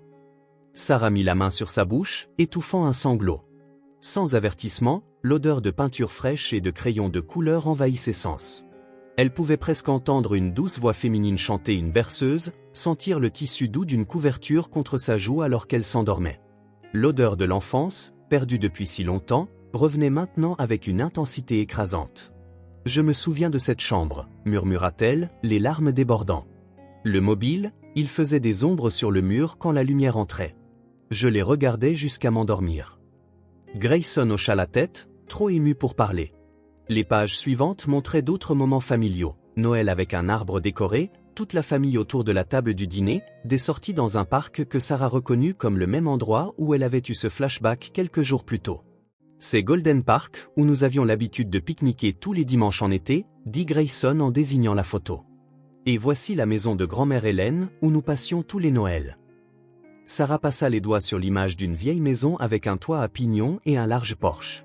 Elle sentit soudain l'odeur des biscuits à la cannelle et du chocolat chaud, se souvint de la sensation des chaussettes douces sur le parquet.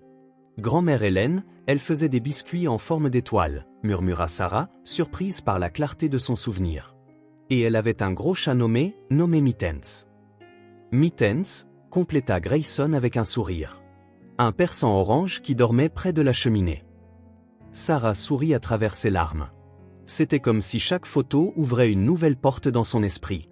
Sur la dernière page, elle trouva une photo de toute la famille devant la même maison que sur la première photo. L'homme, la femme, le garçon maintenant âgé d'environ 10 ans, et la petite fille d'environ 3 ans, portant une robe bleu clair et tenant un ours en peluche. C'était la dernière photo que nous avons prise ensemble, dit Grayson, sa voix à peine plus qu'un murmure. Une semaine avant ta disparition. Sarah fixa longuement la photo, absorbant chaque détail. La petite fille sur l'image avait un sourire édenté, l'air en sécurité et heureuse. Aucun signe du destin qui l'attendait, être arrachée à sa famille, perdre ses souvenirs, grandir sans savoir qui elle était vraiment. Refermant soigneusement l'album, Sarah regarda Grayson, des larmes brillant dans ses yeux. « Et nos parents » demanda-t-elle, la voix tremblante de peur et d'espoir. Grayson sourit, un sourire plein de promesses et de guérison. « Ils sont vivants. Ils n'ont jamais renoncé à toi. » L'enveloppe arriva un mardi apparemment ordinaire, un mardi qui allait à jamais changer le cours de 3 vies entrelacées. Grayson était dans son bureau lorsqu'il reçut l'appel du laboratoire lui annonçant que les résultats du test ADN étaient prêts. Les mains tremblantes, il leur demanda de lui envoyer immédiatement par email et d'envoyer une copie papier par courrier express à l'adresse de Sarah. Il ouvrit l'email dès son arrivée. Son cœur battait si fort qu'il avait l'impression qu'il allait éclater de sa poitrine. Il lut le rapport à plusieurs reprises, voulant une certitude absolue. Il n'y avait aucune erreur. La conclusion était claire et irréfutable, une probabilité de 99,998% de parenté au premier degré. Sarah était Amelia. Sa sœur, disparue depuis 20 ans, était vivante. Grayson enfouit son visage dans ses mains, s'autorisant pour la première fois depuis des années à pleurer ouvertement. Des larmes de soulagement, de joie, de deuil pour les années perdues et d'espoir pour les années à venir. Quand il se reprit enfin, il décrocha à nouveau le téléphone. « Miranda, annulez tous mes rendez-vous pour le reste de la journée et pour les 2 prochains jours également. Monsieur, mais la réunion avec les investisseurs. Reportez. C'est plus important. » Il attrapa ses clés de voiture et conduisit jusqu'au minuscule appartement de Sarah, se sentant étrangement calme malgré la tempête émotionnelle en lui. Il avait répété ce moment 1000 fois au cours des derniers jours, imaginant exactement ce qu'il dirait, comment il réagirait. Mais maintenant, sur le point de livrer la nouvelle qui changerait tout, les mots semblaient inadéquats. Sarah ouvrit la porte avec Ellie à ses côtés. Toutes deux semblaient l'avoir attendue. Le visage d'Ellie rayonnait d'anticipation, les yeux de Sarah trahissaient des nuits blanches. « Ils sont là », dit-il simplement en tendant l'enveloppe. « Les résultats ». Sarah pâlit, s'agrippant au cadre de la porte pour se soutenir. « Et qu'est-ce que ça dit ?» Grayson hésita, soudain conscient de la gravité du moment. Ce n'était pas juste un résultat médical, c'était la confirmation d'une identité, une reconnexion à un passé perdu. « Peut-être devrions-nous entrer », suggéra-t-il doucement. Sarah hocha la tête, reculant pour le laisser entrer. Le petit appartement semblait encore plus minuscule, comme si les murs se refermaient pour assister à un moment qui transcendait l'humble espace. « C'est positif », dit enfin Grayson, sa voix stable malgré son émotion. « Tu es Amelia. Ma sœur. » Sarah porta la main à sa bouche, étouffant un sanglot. Ses jambes cédèrent et elle s'affaissa sur le bord du lit. « Alors, c'est vrai, » murmura-t-elle, à peine audible. « Tout est vrai. » Ellie s'approcha de sa mère, lui caressant doucement les cheveux. « Maman, tu es triste ?» Sarah serra sa fille dans ses bras, les larmes coulant librement. « Non, ma chérie. Maman est juste surprise. C'est beaucoup à encaisser d'un coup. » Grayson s'assit à côté d'elle, respectueux de l'espace de Sarah mais voulant être proche. Il ouvrit l'enveloppe et sortit le rapport. « Tout est ici, » dit-il en lui tendant les papiers. « Si tu veux voir les détails. » Sarah prit les documents les mains tremblantes, ses yeux parcourant les lignes de terminologie scientifique qui signifiaient peu pour elle. Mais au bas de la page, en gras, se trouvait la conclusion qui changeait tout, résultat. Positif pour une relation DE parentée au premier degré. Probabilité, 99,9998%. C'est si étrange, dit-elle après un long silence. Une partie de moi a toujours su qu'il y avait plus, quelque chose au-delà des souvenirs que je pouvais atteindre, comme un écho lointain que je ne pouvais pas déchiffrer. Et maintenant ? Demanda doucement Grayson. Sarah leva les yeux, ses yeux verts ou les mêmes que ceux de la famille Cole, brillant d'un mélange de peur et d'espoir. Je ne sais pas, admit-elle. C'est aussi écrasant. J'ai peur de ne pas être à la hauteur des attentes de tout le monde. Que je ne serai pas l'Amelia qu'ils espéraient. Personne n'attend rien, l'assura Grayson, choisissant ses mots avec soin. Tu n'es plus cette petite fille de 3 ans, tout comme je ne suis plus ce garçon de 11 ans. Nous avons tous changé, grandi. Ce qui compte, c'est que nous ayons une chance de nous reconnecter, de construire quelque chose de nouveau. Et tes parents, nos parents, se corrigea-t-elle rapidement. Ils voudront me voir, rencontrer Ellie. Mais si ? Ils veulent juste savoir que tu vas bien, l'interrompit doucement Grayson. Ils se sont accrochés à cet espoir pendant 20 ans. Tout ce qui va au-delà est un cadeau. J'ai peur, admit Sarah. Peur de ne pas pouvoir combler ce vide de 20 ans. Peur de les décevoir, ou toi. Grayson lui prit la main, un simple geste de connexion. Il ne s'agit pas de ce que nous avons perdu, dit-il, la voix ferme de conviction. Il s'agit de ce que nous pouvons construire ensemble, à partir de maintenant. Ellie, qui avait écouté tranquillement, s'approcha de Grayson. Alors ça veut dire que tu es vraiment mon oncle maintenant ? Il sourit, le premier vrai sourire depuis son arrivée. Oui, Ellie. Je suis vraiment ton oncle. La petite fille frappa dans ses mains avec excitation. C'est trop cool. Je peux le dire à tout le monde dans notre rue ? Sarah et Grayson rirent, la tension du moment dissipée par l'innocence d'Ellie. Ils passèrent le reste de l'après-midi à parler du passé, des 20 années perdues et de leurs prochaines étapes. Grayson expliqua que leurs parents étaient impatients de la voir, mais comprenaient si elle avait besoin de plus de temps. « Je t'emmènerai les voir quand tu seras prête », promit-il. Pas de précipitation. Alors que le soleil commençait à se coucher, peignant le minuscule appartement de lumière dorée, Grayson regarda autour de lui la peinture écaillée, les fils électriques apparents et les fenêtres qui laissaient passer les courants d'air. Avant d'aller plus loin, dit-il en sortant une enveloppe de la poche intérieure de sa veste. « J'ai aussi quelque chose pour toi. » Grayson, tu as déjà fait tellement. S'il te plaît, insista-t-il doucement. C'est important pour moi. Sarah prit l'enveloppe, perplexe. À l'intérieur se trouvait une clé dorée et quelques documents. « Qu'est-ce que c'est ?» demanda-t-elle, confuse. « Un nouveau départ », répondit-il simplement. « Un endroit pour que vous puissiez commencer cette nouvelle phase, toutes les deux. » Sarah regarda les documents et pâlit. C'étaient les actes de propriété d'une maison enregistrée à son nom. Je ne peux pas accepter ça, dit-elle immédiatement, essayant de rendre les papiers. C'est trop, Grayson. Sarah. Amelia, ajouta-t-il, testant le nom qui semblait étrange et pourtant juste pour elle deux. Ce n'est pas de la charité. C'est la famille. C'est ce que font les frères et sœurs. Ils prennent soin les uns des autres. Mais une maison, elle n'est pas extravagante, expliqua-t-il. Elle est confortable, dans un quartier sûr, près de bonnes écoles. Je pensais à Ellie, comme ce serait bien pour elle d'avoir un jardin, sa propre chambre. Oncle Grayson nous a acheté une maison, demanda Ellie, les yeux écarquillés d'excitation. Avec un jardin et des arbres? Oui, ma chérie, répondit-il en souriant à sa nièce. Elle a même l'endroit parfait pour une balançoire, si ta maman te laisse en avoir une. S'il te plaît, maman, s'il te plaît, supplia Ellie en sautant sur place. Sarah regarda les papiers, puis Ellie, puis de nouveau Grayson. Dans ses yeux, elle ne vit pas de pitié ni de charité, mais un amour sincère, le même amour dont elle commençait à se souvenir de sa petite enfance. C'est à ton nom, continua Grayson. Sans condition, sans attache. C'est à toi, pour en faire ce que tu veux. Si tu préfères la vendre et utiliser l'argent pour l'éducation d'Ellie, c'est bien aussi. Je veux juste que vous ayez toutes les deux une chance pour un nouveau départ digne. Des larmes montèrent aux yeux de Sarah, mais cette fois, elle semblait différente. Pas de peur ou de confusion, mais de gratitude écrasante. Puis-je au moins voir la maison avant de décider ? Demanda-t-elle en souriant légèrement. Bien sûr, répondit Grayson, visiblement soulagé. On peut y aller tout de suite si tu veux. 15 minutes plus tard, il s'arrêtait devant une modeste maison à 2 étages dans un quartier calme bordé d'arbres. Elle n'était ni grande ni luxueuse, mais elle avait un charme indéniable, revêtement jaune pâle, fenêtre d'un blanc éclatant et une allée en pierre menant à la porte d'entrée. La voici, annonça Grayson en leur ouvrant le petit portail. Ellie courut immédiatement dans le petit jardin devant, ravie de l'espace ouvert après des années passées dans un appartement exigu.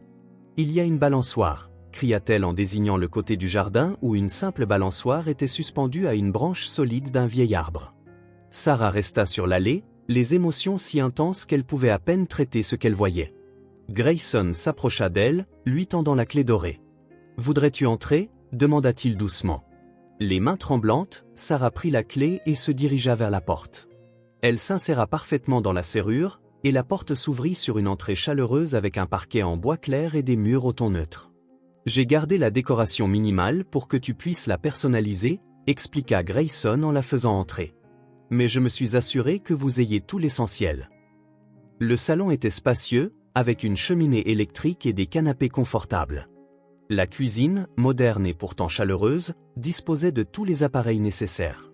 À l'étage, il y avait 3 chambres, une principale pour Sarah, une pour Ellie, déjà peinte d'un doux lavande, sa couleur préférée, et un petit bureau qui pourrait facilement être transformé en une autre chambre. « Toute cette chambre est juste pour moi », demanda Ellie en tournant sur elle-même dans l'espace 3 fois plus grand que celui où elle dormait auparavant. « Je peux la décorer comme je veux ?»« Bien sûr que tu peux, ma chérie, » dit Sarah, touchée par la joie de sa fille. Quand ils eurent terminé la visite, ils retournèrent au salon. Ellie s'était échappée pour explorer le jardin arrière, laissant les adultes seuls. « Grayson, je ne sais même pas par où commencer pour te remercier, » dit Sarah, la voix brisée par l'émotion. « Il n'y a pas besoin, » répondit-il simplement. « Vous voir heureuse, toi et Ellie, c'est tout le remerciement dont j'ai besoin. D'ailleurs, » ajouta-t-il avec un petit sourire, « j'ai 20 ans de cadeaux de Noël et d'anniversaire manqués à rattraper. » Sarah rit, les larmes coulant toujours sur ses joues. Elle regarda la clé dans sa main, petite, dorée et brillante. C'était plus que la clé d'une maison, c'était la clé d'une nouvelle vie, une seconde chance. Pour la première fois, dit-elle, la voix à peine plus qu'un murmure, j'ai l'impression d'avoir un endroit que je peux appeler chez moi. Un endroit qui est vraiment à moi. Il est à toi, confirma Grayson. Pour toujours. Dehors, on entendait le rire insouciant d'Ellie alors qu'elle explorait le jardin, découvrant chaque coin et trésor caché de leur nouveau monde. C'était le son de la joie enfantine, de l'innocence et de l'espoir. À cet instant, baignée par la lueur dorée du soleil couchant qui filtrait par les grandes fenêtres, Sarah sut que, quels que soient les défis à venir, tout irait bien. La fille perdue avait enfin retrouvé son chemin vers la maison. L'horloge murale indiquait 6h15 quand Ellie se réveilla. Elle n'avait pas besoin de réveil, l'excitation l'avait maintenue dans un sommeil léger toute la nuit, comme si son petit corps craignait de trop dormir le jour de son grand événement. Elle sauta du lit, se frottant encore les yeux, et courut à la fenêtre. Dehors, le ciel commençait tout juste à s'éclaircir, promettant une journée ensoleillée. Sur la commode à côté de son lit, soigneusement plié et prêt, se trouvait son nouvel uniforme, une jupe plissée bleu marine, une chemise blanche portant l'emblème de l'Académie Saint-Clair, des chaussettes blanches et des chaussures noires neuves qui n'avaient jamais été portées. À côté se trouvait son sac à dos, également neuf, d'un bleu vif qu'elle avait choisi elle-même, déjà rempli de cahiers, de crayons de couleur, d'une trousse et de sa boîte à lunch. Ellie toucha l'uniforme avec révérence, comme s'il était précieux et fragile. Pour une enfant qui n'avait jamais possédé de vêtements neufs, seulement des vêtements d'occasion ou des dons, cet uniforme représentait bien plus que quelque chose à porter à l'école. C'était le symbole d'une nouvelle vie, de possibilités qu'elle n'avait jamais imaginées. Quand Sarah entra dans la chambre pour réveiller sa fille, elle fut surprise de trouver Ellie déjà habillée, s'affairant avec la cravate bleu marine qui complétait la tenue. « Tu es levée tôt, ma chérie ?» Sarah sourit en l'aidant avec la cravate. « Excitée pour ton grand jour ?» Ellie hocha la tête, les yeux pétillants. « Je vais tout apprendre, maman. Tout. Je vais me faire des amis, rencontrer des professeurs, respirer. » Sarah rit en remettant une mèche de cheveux rebelle derrière l'oreille d'Ellie. « Tu auras le temps pour tout ça, et plus encore. » Pendant qu'elle préparait le petit déjeuner dans la cuisine lumineuse et spacieuse de leur nouvelle maison, Sarah ne pouvait s'empêcher de penser à la rapidité avec laquelle tout avait changé. Il y a à peine un mois, elles étaient dans un appartement exigu, sans perspective, sans passé et sans avenir clair. Maintenant, elles avaient une maison confortable et sûre, et Ellie était sur le point d'avoir quelque chose que Sarah avait toujours rêvé de lui offrir, une bonne éducation. L'inscription d'Ellie à Saint-Clair, l'une des meilleures écoles de la ville, avait été organisée par Grayson la semaine précédente. Cela n'avait pas été simple, le manque de documents officiels de Sarah compliquait toute démarche bureaucratique. Mais Grayson, avec son influence et sa détermination, avait surmonté tous les obstacles. « C'est une affaire de famille », avait-il dit à la directrice lorsqu'elle s'interrogeait sur la situation inhabituelle. Ma nièce mérite la meilleure éducation possible et nous fournirons tous les documents nécessaires au fur et à mesure.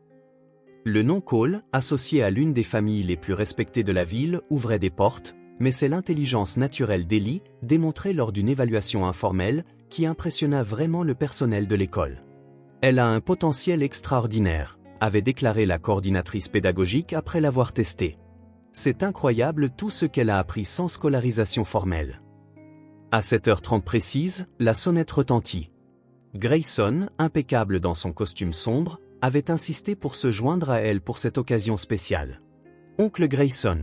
s'exclama Ellie en courant le serrer dans ses bras dès que Sarah ouvrit la porte. « Regarde mon uniforme. Ne suis-je pas jolie ?»« La plus jolie élève que j'ai jamais vue » répondit-il en la faisant tournoyer. « Prête pour ton grand jour ?»« Absolument » déclara-t-elle avec une conviction qui fit sourire les adultes.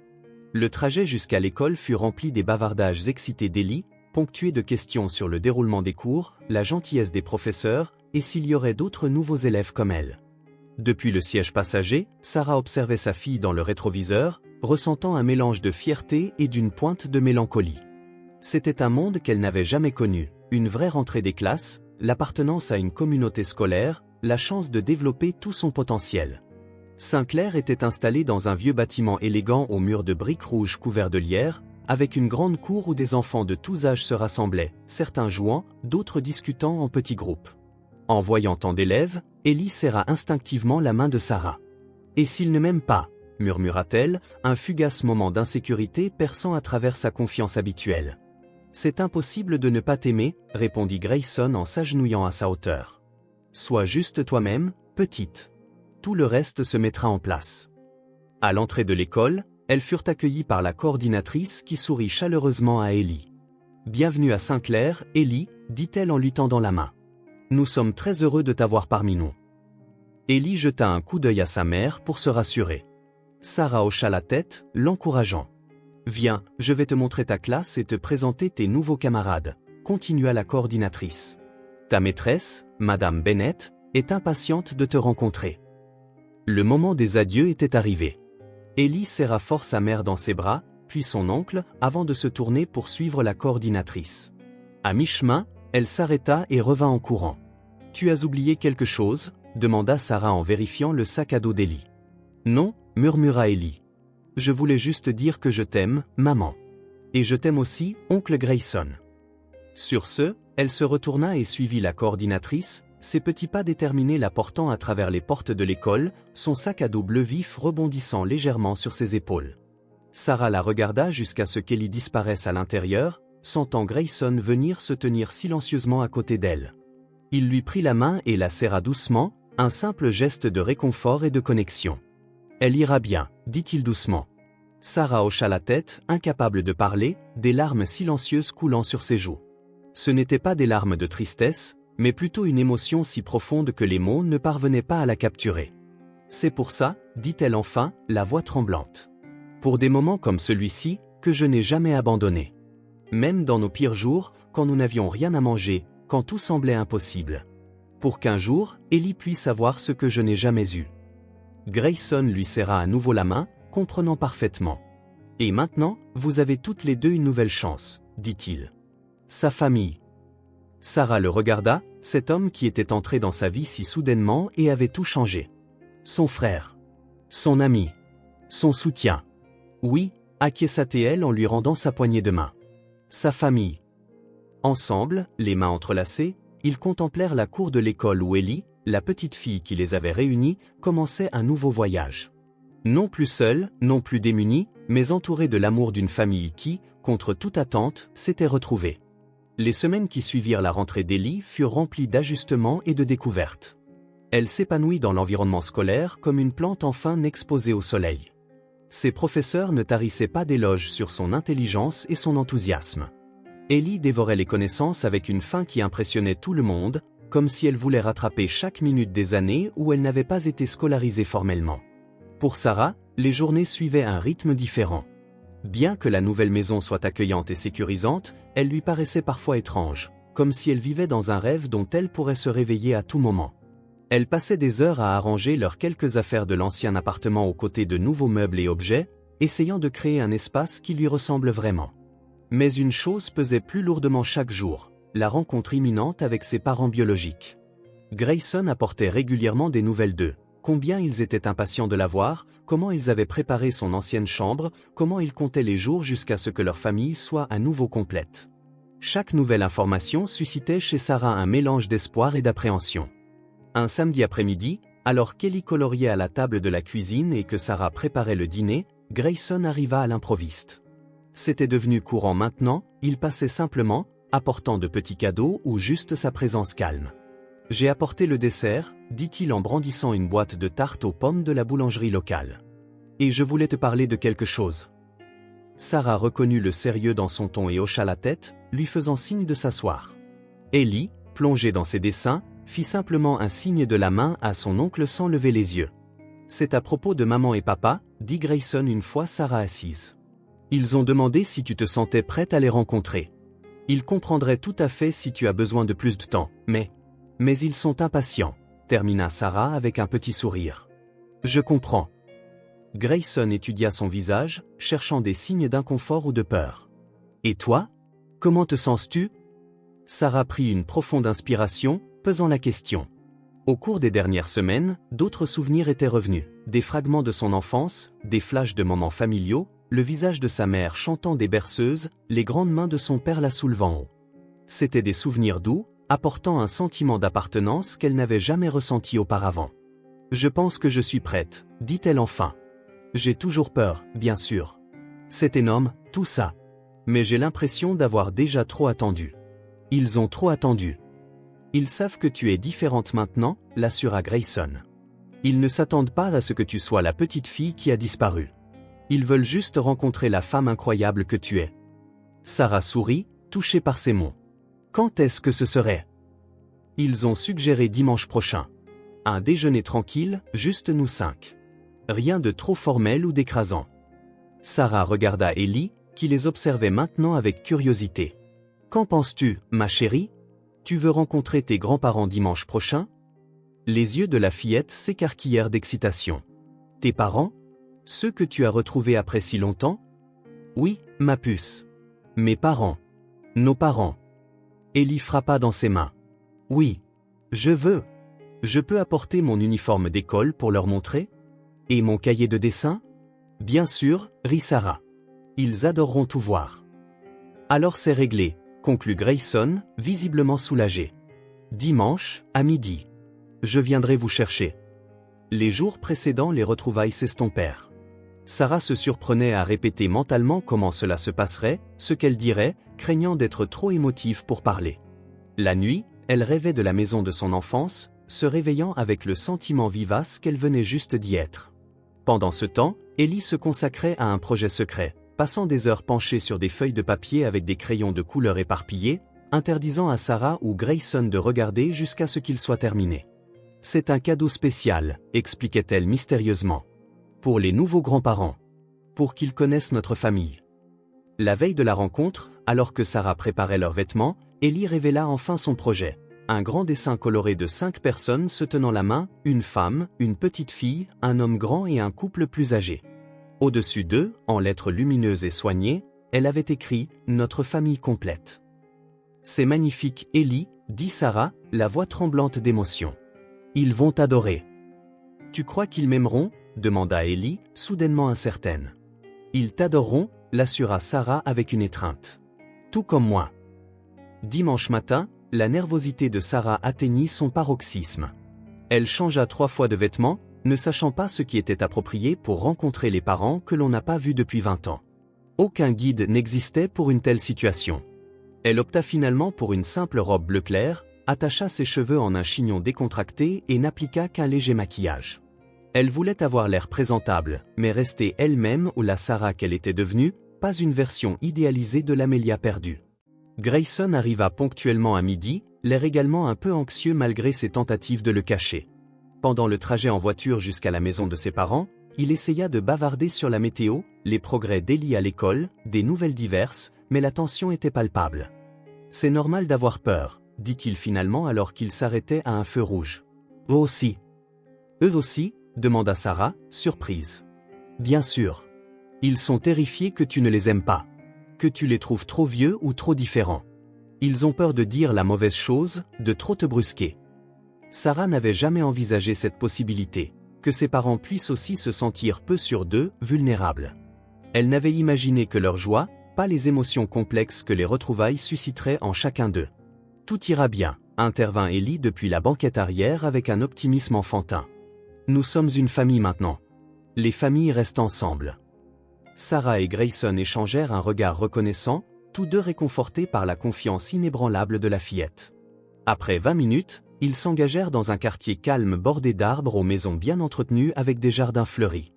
Grayson ralentit devant une maison à 2 étages avec un revêtement couleur crème et des accents de bois sombre. Une allée en pierre menait à la porte d'entrée, entourée de parterres de fleurs vives.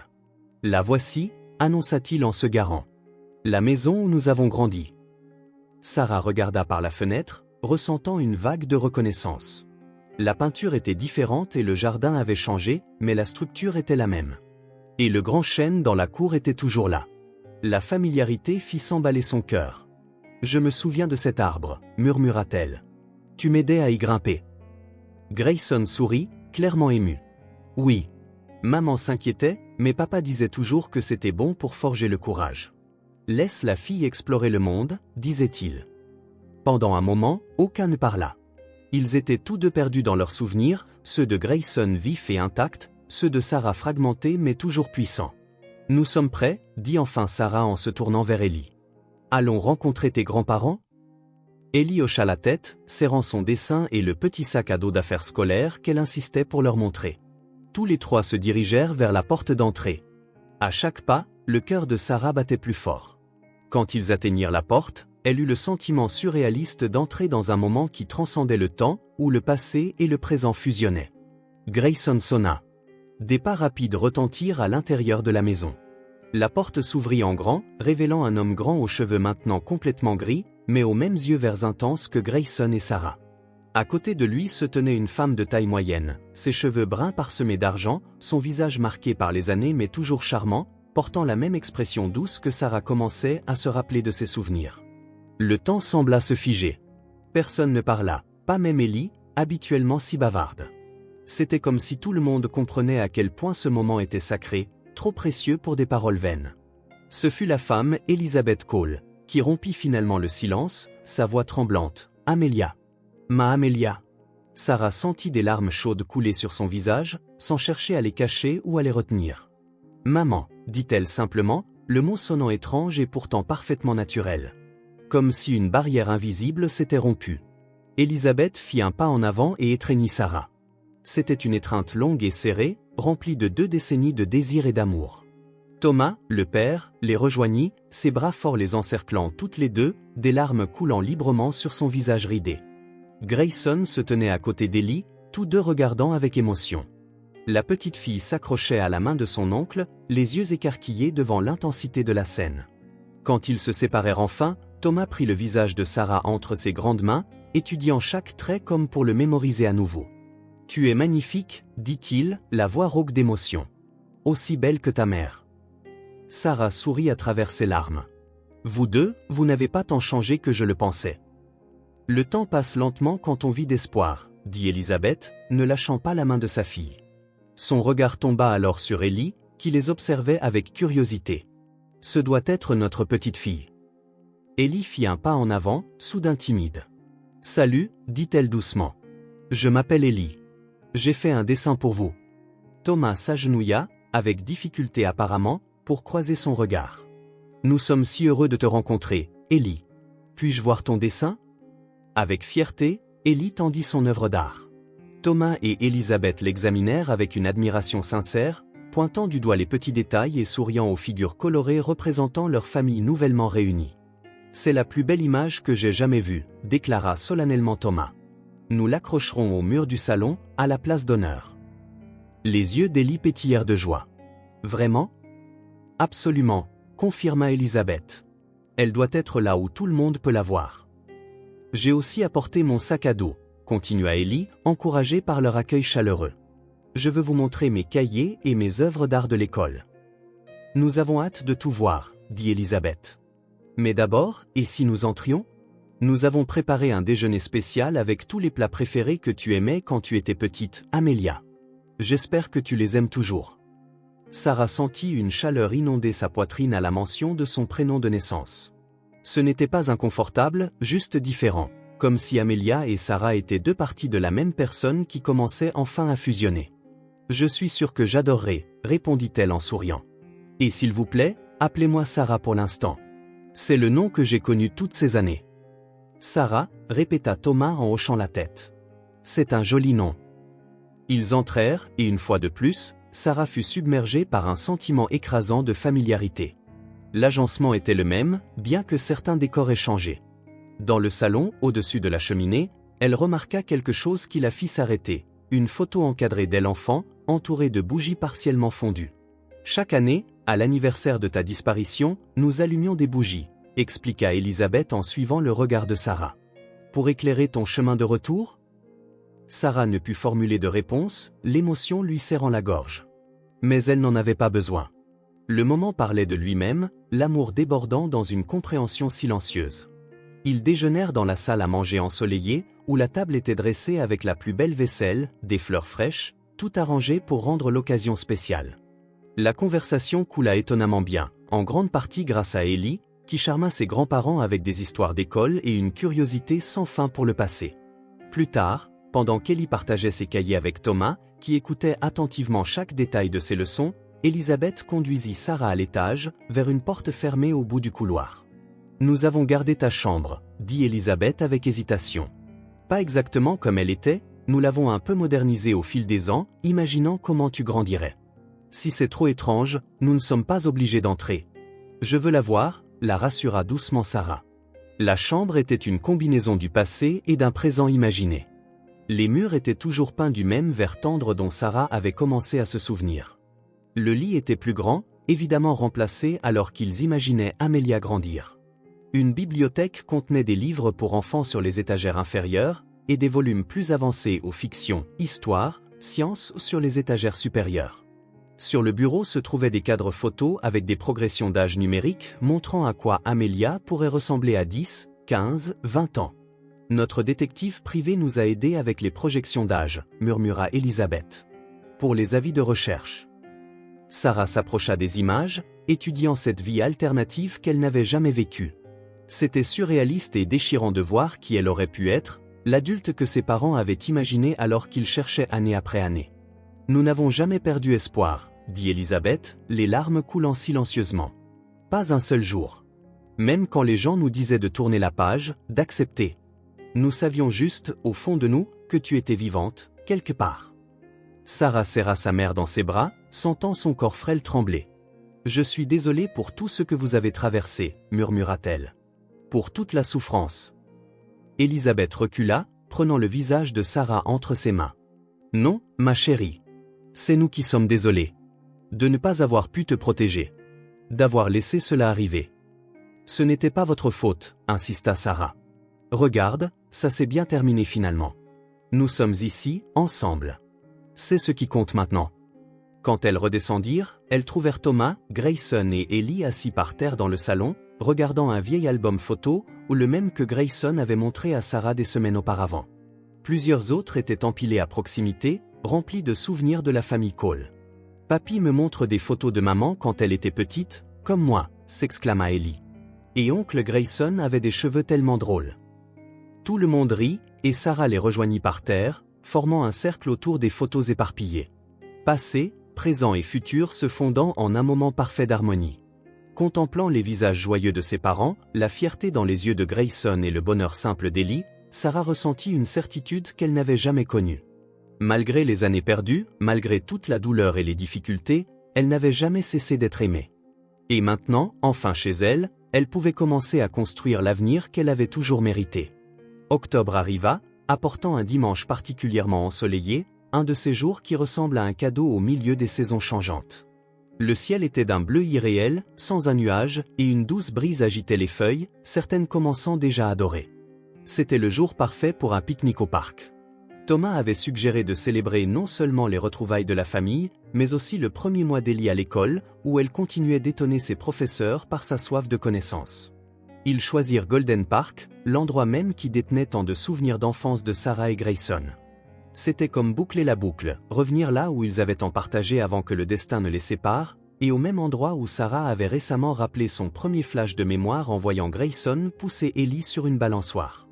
Elisabeth avait préparé un panier de pique-nique bien garni, rempli des plats préférés de chacun, des sandwichs à la dinde et au canneberge que Sarah avait découvert adorer, des pommes d'amour qui faisaient s'extasier Ellie, la tarte au citron que Grayson demandait toujours pour son anniversaire, et des biscuits à l'avoine que Thomas prétendait ne pas aimer mais qu'il glissait toujours dans ses poches.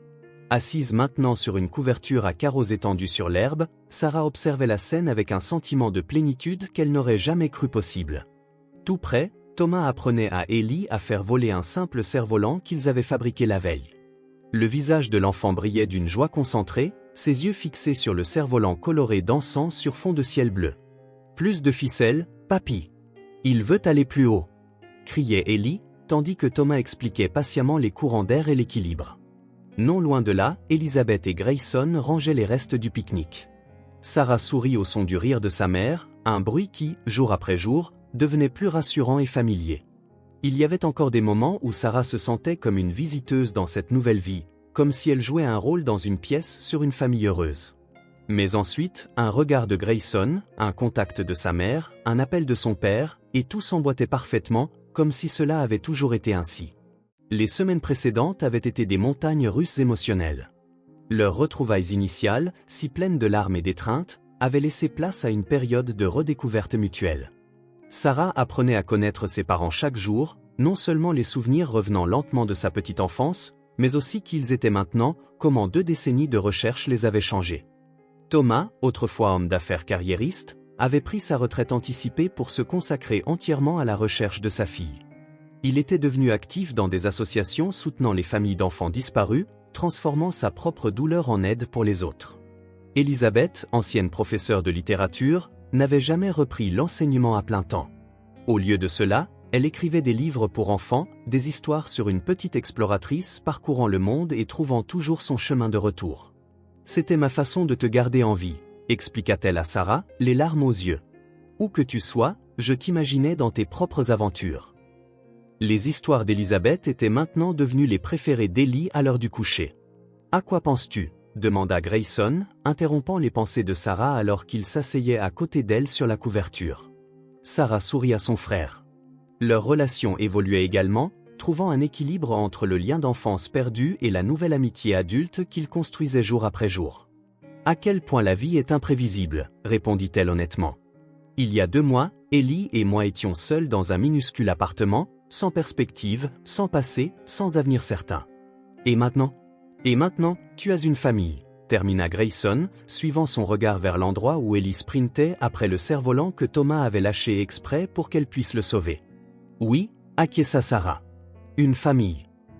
C'était un mot qui avait encore une résonance magique pour elle. Famille.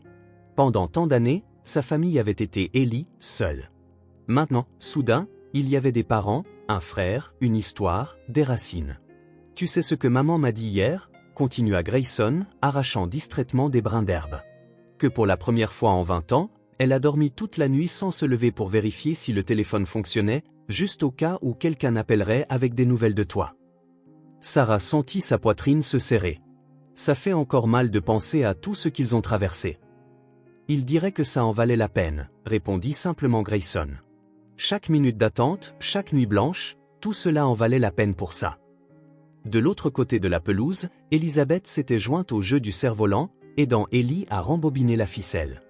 Les cheveux grisonnants de la grand-mère brillaient sous le soleil, son visage, habituellement marqué par le sérieux gravé par des années de chagrin, maintenant détendu et insouciant. « Maman ! Oncle Gray !» cria Ellie en agitant frénétiquement les bras. « Venez nous aider. Le cerf-volant veut voler encore plus haut. » Grayson se leva et tendit la main à Sarah. « Allons-y. Mademoiselle Cerf-Volant nous appelle, plaisanta-t-il. » Sarah prit sa main, se laissant aider à se lever. Ensemble, ils marchèrent vers le reste de la famille qui les attendait avec des sourires expectatifs. En se rapprochant, Sarah remarqua quelque chose qui la fit sourire. Au poignet fin d'Ellie, le bracelet de perles colorées, bleu, rouge, jaune, vert, violet, chatoyait dans la brise alors qu'elle gesticulait avec enthousiasme, expliquant comment il devait positionner le cerf-volant. Ce bracelet, réplique exacte de celui que Grayson avait fabriqué pour Amelia tant d'années auparavant, avait été le fil qui les avait tous réunis. Un talisman qui, d'une manière mystérieuse, avait maintenu leur lien vivant même lorsque tout semblait perdu. Sarah toucha son propre poignet, où elle portait maintenant un bracelet identique, cadeau de Grayson le jour où elles avaient emménagé dans leur nouvelle maison. Pour boucler la boucle, avait-il dit. Thomas les remarqua approcher et leur adressa un large sourire. Juste à temps, dit-il en tendant la ficelle du cerf-volant à Sarah. Ellie pense que c'est toi la prochaine qui devrait faire planer notre ami. Moi ? Je ne suis pas sûr de me souvenir comment. C'est facile, maman, s'exclama Ellie en sautillant avec enthousiasme à côté d'elle. Il suffit de sentir le vent. Le cerf-volant sait quoi faire. On l'aide juste. Sa sagesse simple fit rire Sarah. Elle prit la ficelle, laissant Ellie guider ses mains. Le cerf-volant répondit aussitôt, grimpant plus haut dans le ciel clair. « J'y arrive !» s'écria Sarah, surprise par la joie enfantine qu'elle ressentait. « Tu as toujours été douée pour les cerfs-volants », remarqua sa mère, son sourire rempli de souvenirs. « Même quand tu étais si petite. » Là, tenant la ligne du cerf-volant entre ses doigts, entourée de sa famille, ancienne et nouvelle, Sarah ressentit une vague de paix si profonde qu'elle lui coupa presque le souffle. La vie n'était pas parfaite. Ils avaient tous des cicatrices et des questions sans réponse sur la façon dont elle avait été séparée de sa famille biologique. Il y avait des jours difficiles et des sujets délicats qui les obligeaient à marcher sur des œufs. Mais il y avait aussi ceci, un dimanche ensoleillé dans le parc, un cerf-volant dansant dans le ciel, le rire d'Ellie se mêlant aux voix de ses grands-parents et de son oncle. Il y avait l'appartenance. Il y avait l'amour. Dans un élan soudain, Sarah laissa filer plus de lignes, permettant au cerf-volant de grimper encore plus haut, disparaissant presque dans le bleu infini du ciel. Attention de ne pas le perdre, prévint Thomas, toujours protecteur. Sarah sourit, sentant la douce traction de la ligne, un équilibre parfait entre retenir et laisser aller, protéger et permettre la liberté. « Je ne le perdrai pas », dit-elle avec une confiance venant du fond de son âme. « Nous sommes tous connectés maintenant. » Comme pour confirmer ses paroles, Ellie leva le bras, faisant chatoyer les perles colorées de son bracelet sous la lumière du soleil. Le même soleil qui illuminait leur sourire, réchauffait leur cœur et promettait de nombreux autres dimanches comme celui-ci à venir. Le bracelet, qui ne s'était jamais brisé, avait tenu sa promesse, protégé, guidé et reconnecté. Maintenant transformé d'un symbole de perte en un symbole de réunion, il continuerait à leur rappeler que le véritable amour, comme le fil invisible reliant leur cœur, pouvait s'étirer à travers le temps et la distance, mais ne jamais se rompre. Si cette histoire a touché votre cœur, abonnez-vous à la chaîne et activez les notifications pour ne pas manquer les prochaines. Laissez un j'aime car cela aide cette histoire à être recommandée à plus de personnes. À la prochaine.